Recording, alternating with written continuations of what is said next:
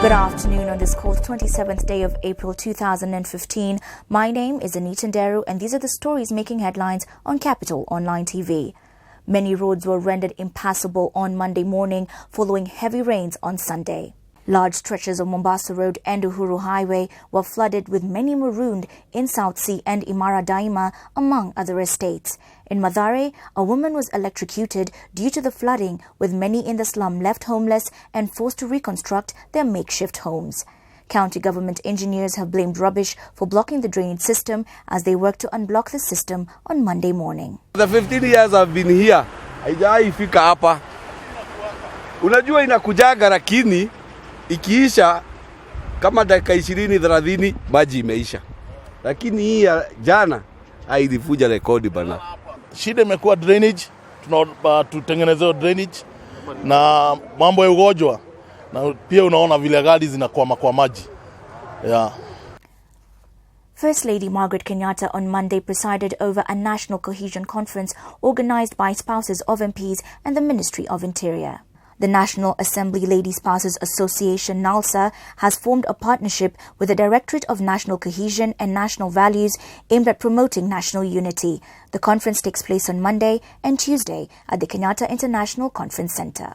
We must tackle this gender inequality. We must increase the participation and influence of women in decision-making at all levels of life. I salute the leadership of NALSA for choosing to be part of a team that is providing a solution. Deputy President William RUTO has dismissed calls by CORD leader RAILA Odinga for a fresh election, saying the government is working to remedy the challenges facing the nation. RUTO called on RAILA not to simply focus on the challenges, but to open his eyes to the tremendous progress being made under the Jubilee administration. RAILA's calls for fresh polls coincided with the release of an Ipsos Synovate survey, which shows that unemployment, the high cost of living, corruption and terrorism are the most serious problems facing Kenya today. Problems which RAILA argues the government has failed to effectively tackle. Hawa ambao wanatupigia nduru na makelele ya uchaguzi na mambo mengine ya kwamba there are things happening in Kenya. Kama hawana habari, mimi nitawapatia habari. There are things happening, there is transformation happening in Kenya. They need to wake up to that reality. And they cannot change what is happening in Kenya. Today, as I speak to you in Meru, another 10,000 policemen have reported for training so that they can secure our nation. We are modernizing the police force. We are equipping modern equipment for our security agencies. Today, every police officer has an insurance cover. We are progressively securing our country. The government is in the process of opening 5 new consulates in the United States of America to better serve the Kenyan diaspora and to facilitate voting by the diaspora in 2017. Speaking in Los Angeles while addressing Kenyans in the diaspora, Foreign Affairs Cabinet Secretary Ambassador Mina Mohammed said honorary consuls for Dallas, Boston, Minneapolis and Chicago will be appointed, while the choice of Seattle for a consulate awaits formal approval. A move that has been criticized by the opposition, who want to be involved in the decision to determine where consuls in America should be set up. ODM Chairman John Badi says the failure to involve them in determining where the additional consuls will be set up could give the Jubilee administration an unfair advantage in the next general election. And now onto the international scene, where officials say 3,218 people are confirmed dead in Nepal, the nation's deadliest quake disaster in 80 years. Relief supplies began arriving in Nepal's devastated capital to help terrified and homeless survivors in the impoverished nation.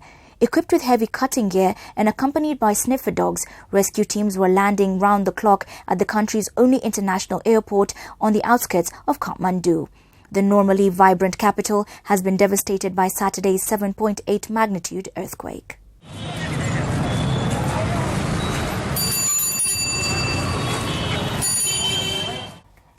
And now we take a break. We'll be right back with the business news.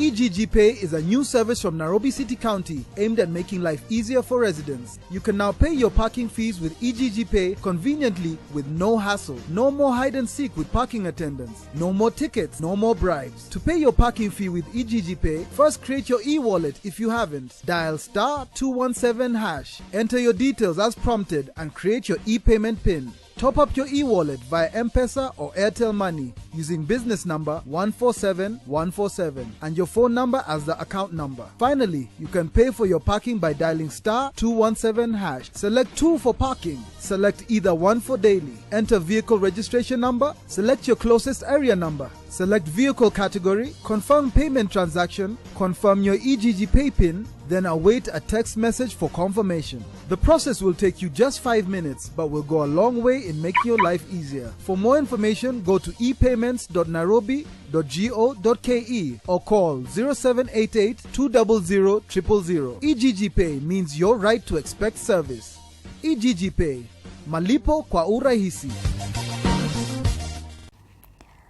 Welcome back to Capital Online TV, and now news from the business desk. The initial phase of the Nairobi street lighting project, which involves rehabilitation of existing infrastructure, will be completed by the end of May.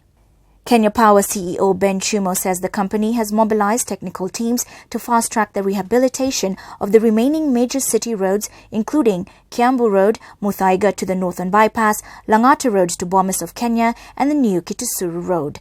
Other roads to be completed under the 953 million shilling government-funded project include Gong Road, Bogani Road to Hardy Estate, and Old Garden Estate Road. They call me Hell. They call me Stacy. They call me Her. They call me Jane. That's not my name. That's not my name. That's not my name. That's not my name. They call me Christ.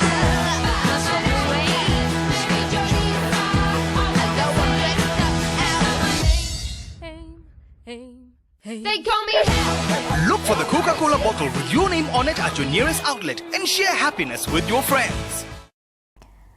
Welcome back, and now finally on to the sports news. Kenya's Lucas Rotich says he could have made better time at the Hamburg Marathon on Sunday had it not been raining. The 25-year-old came in first, clocking 2 hours, 7 minutes and 17 seconds, followed by Girmay Gebrselassie of Eritrea, who came in 30 seconds later. Kenyan Stephen Chebukut finished third. And finally, onto the Premier League. Chelsea must wait another week for the Premier League title after drawing 0-0 with Arsenal at the Emirates Stadium on Sunday. Meanwhile, Louis van Gaal and his Manchester United side need to discover a late-season improvement in form if they are to secure a top-4 finish following a lackluster 3-0 loss away to Everton at Goodison Park. And that is all we had for you this afternoon. For the latest on these and other stories, log on to www.capitalfm.co.ke/TV.